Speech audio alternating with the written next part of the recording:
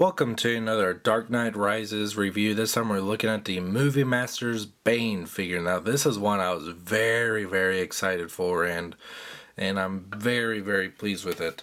But before we take a look at the figure, we'll take a look at the packaging, which is really cool. Of course, it says Dark Knight Rises there. It says, let me switch to manual focus. Movie Masters Bane. Build a projecting bat signal. Now this is interesting. Now I'm not usually into buy more figures to get pieces to build a bigger thing, but this is a really cool idea. Now first, when I realized that they're making an Alfred, I'm thinking, who would want to buy Alfred? And this first wave, it's Batman, Bane, Alfred, Pennyworth, but they're geniuses because there's going to be 6 figures in the Movie Masters line. The first 3 come with looks like Batman comes with this base thing, Bane comes with this hinge, which is what I have, and Alfred comes with this middle connector for the actual signal itself, and I guess the next wave is going to come with the front, the back, and this bigger base in the bottom. Now that's awesome. I mean, to have this bat signal displayed with your Dark Knight Movie Master figures, genius idea. I mean, I'm definitely going to get Alfred now, but of course he seems to be the one that's short cased. But let's look at Bane. Now he is a very detailed figure. He does this is the version of Bane that comes with his jacket, and in theory you could take the jacket off, but of course it's going to leave his sleeves on. But I like the look of the jacket. It's very unique. Posability, he has limited head movement. I mean, his head can't turn all the way around, but his jacket kind of gets in the way. He has rotating shoulders that go in and out. Very stiff but basic elbow articulation. His wrist swivel. He has a ab crunch here, which you can see his back right there. His back is actually unpainted. Just a flesh color, which is interesting. Is a waist swivel, but when you turn his waist, did I say wrist? I meant waist. You can see like a big chunk of his insides. You can kind of start to see the like where the painting stops on his green belt, which is kind of crap. His legs go in and out and outward, which reveals kind of a chunky or a chunk missing from his inner thigh, and another swivel in his thigh, stiff, limited knee articulation, and swivel at the ankle, but no turning. So he's about half and half as far as articulation goes. He's halfway decent, but other half of him is kind of crap, especially in the elbow and knee department. But what this figure makes up, lacks in articulation, it more than makes up for in just overall detail. I'm going to try to bring him as close as I can and keep him in focus, because there we go. You really need to get a good view of this guy.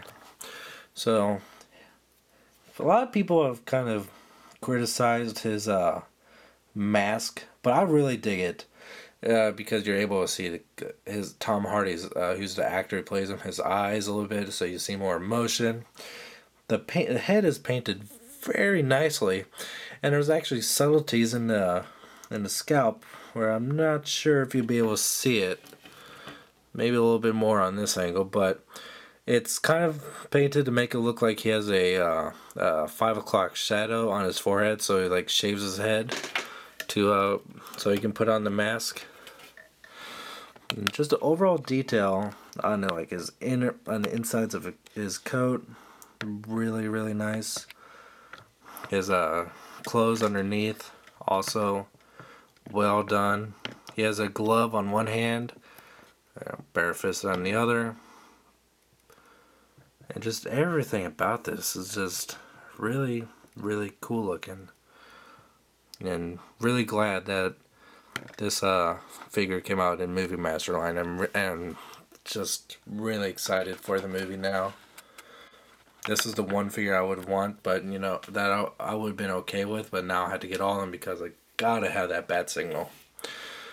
Turn around to the back, nothing really special, but it's still painted very nice because, I mean, it's the back of a jacket, so you can't really expect, you know, too much of anything. So, but it is painted very nicely.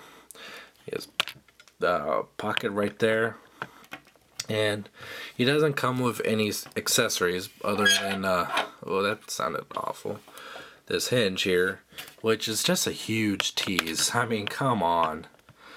This thing is going to be really big. Can't wait to get all 6 of them to build this thing. It's going to be exciting. Comparison time. Let's bring out the gang of Movie Master figures. Here's Two-Face. So you can see he's a little bit bigger and overall just buffer. I'll bring him out to the middle here. Here's a Joker. So this, they did make a Movie Masters Scarecrow, but I hated the Scarecrow character from Batman Begins, so I passed on that every time I saw him. But if they made a Movie Masters Ra's al Ghul, that'd be pretty cool. And of course, here's their enemy, Batman. Let me get rid of. Let's get him off to the side. Here's Batman. Now, the Movie Masters Dark Knight Rises Batman is the exact same mold as this. So it's kind of cheap that they did that. I mean, it looks exactly the same movie, so I can understand, save money, produce the same mold, but I'll feel kind of weird, or not weird, but kind of gypped if I, you know, since basically buying the same Batman figure twice just for the accessory it comes with, which is no way associated with the Batman figure itself. So yeah, Bane is an awesome figure.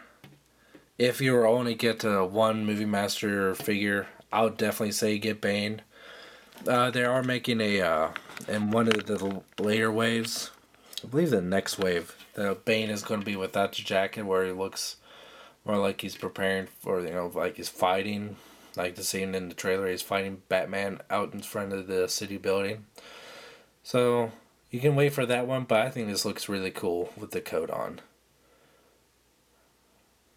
I mean, it's just the level of detail on this is really awesome. Can't recommend it anymore. Until next time, thank you for watching.